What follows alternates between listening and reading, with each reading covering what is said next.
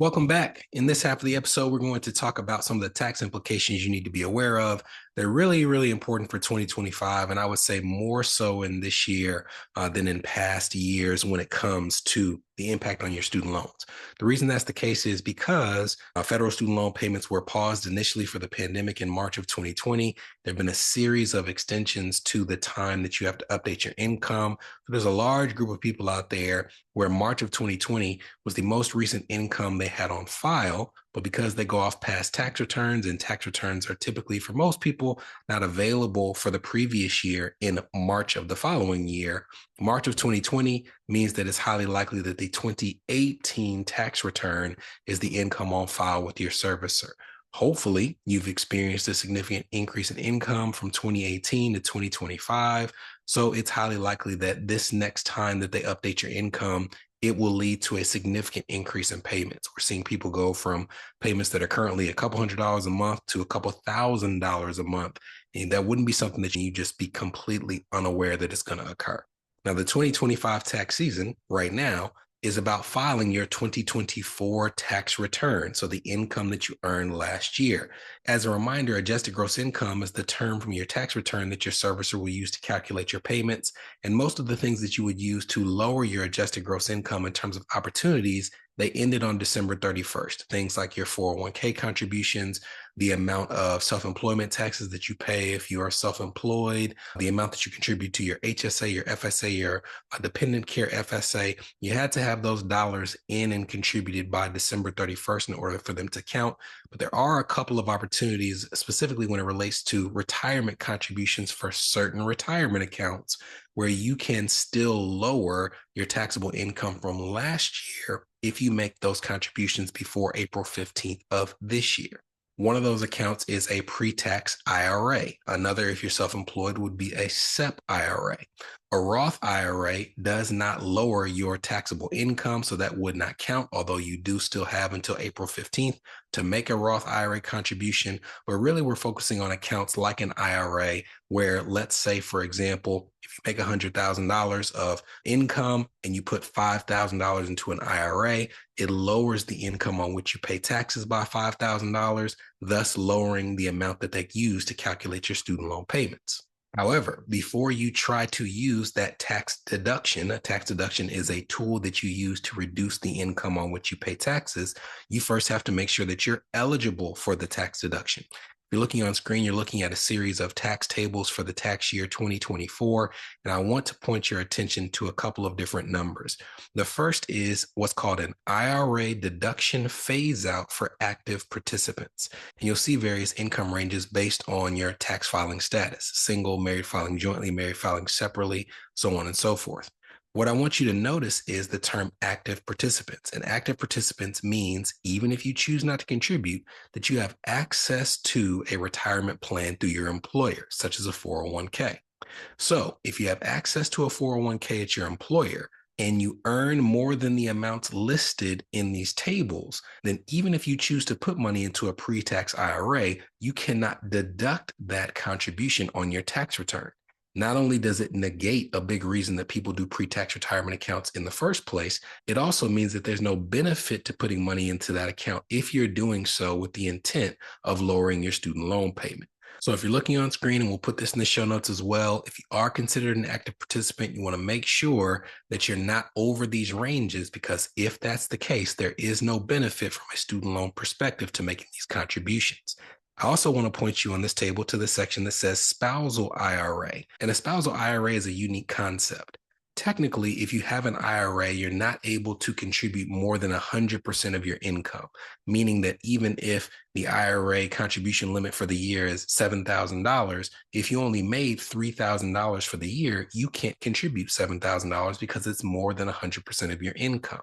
However, if you're married to a person that makes a significant income, you can use their income as justification for you contributing to your own spousal IRA, even if you earn nothing at all. However, if your spouse is an active participant and you earn too much money as a household, it even negates your ability to do a spousal IRA. So again, make sure you take a good look at these tables. My recommendation is to always use a tax professional when you earn a high income and have student loans. And I would encourage you to seek out that professional if you have not already. And lastly, for our married borrowers who have student loans, you want to think of the impact of your spouse's income on your tax return and your student loan payment. As an example, if you're looking on screen, you're looking at a calculator from our Escape Student Loan Debt Guide to Income-Driven Repayment Plans. We will put the link to this guide in the show notes if you'd like to download it. We have a family of 4 with an adjusted gross income of $150,000.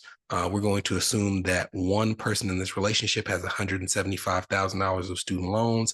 You can see under the payments that under the pay-as-you-earn plan or new IBR plan, this would mean they'd have a payment of $860 a month. Under the old IBR plan, it would be $1,290 a month. But now let's assume that of the $150,000 that the household makes, that the person with federal student loans makes $90,000 and their spouse makes $60,000. Now, if their spouse doesn't have federal student loans of their own, then that $60,000 of income is driving up the student loan payment for the person who makes the $90,000. So let's now take the spouse out of the equation, assume that they file their taxes separately. We're going to adjust this adjusted gross income to $90,000. We're going to make the family size 3 because if you file taxes separately from your spouse, at least according to the current rules, you can exclude their income, but you also can't include them in your family size when it comes to calculating your federal poverty level. The student loan balance stays the same, but you can see that for the old IBR plan, it knocks their payment down almost $600 a month, and it knocks it down a few $100s a month as well for the pay-as-you-earn plan and the new IBR plan. So this is something where if you're in a community property state, there's some unique ways that the taxes are impacted by filing separately. Even if you're in a common law state, there's some considerations to be given in terms of how much your spouse's income is going to throw off your student loan payment. But I definitely would not recommend you doing this without a tax professional because in most cases that we see, it can cost you a significant amount more in taxes to file married filing separately as compared to married filing jointly. There are a number of tax deductions that are reduced in terms of your ability to claim them or tax credits that you can't participate in at all based on that filing status. So you would want to make sure that you're saving more in student loan payments than it's costing you in additional taxes before you know whether it's really worth doing it for the benefit of your student loans. Now, I will tell you, depending on how strategic you want to be and what you want to do with your tax returns, one thing to keep in mind is if you want to possibly file separately for your student loan consideration when they calculate your payment, it is possible to amend your tax filing down the line after your student loan servicer has calculated your income and go from married filing separately to married filing jointly. However, you cannot amend it to go from married filing jointly to married filing separately. So if you want to go through that, circus of, hey, I'm filing separately so they can calculate my low payment, and then later down the line, I'll amend it to filing jointly. Again, please do not do this without a tax professional. This is also not tax advice for you to do that strategy. It's just something of which I want to make you aware, because if you're staring down the barrel of a $1,200 payment or a $600 payment, you may be the person that decides to sign up for those type of maneuvers. So that's all I have for you today. Hopefully this was helpful and gave you some updates as it pertains to your federal student loans.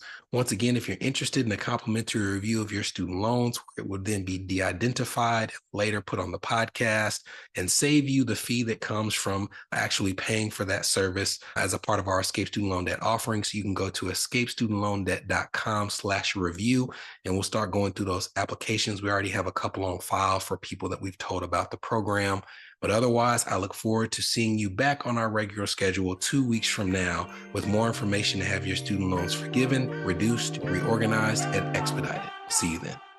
From Escape Student Loan Debt, this was the Escape Student Loan Debt Podcast, a show for established professionals whose student loan payments or loan balances are impacting their marriage, their business, their credit, or their dream of achieving homeownership.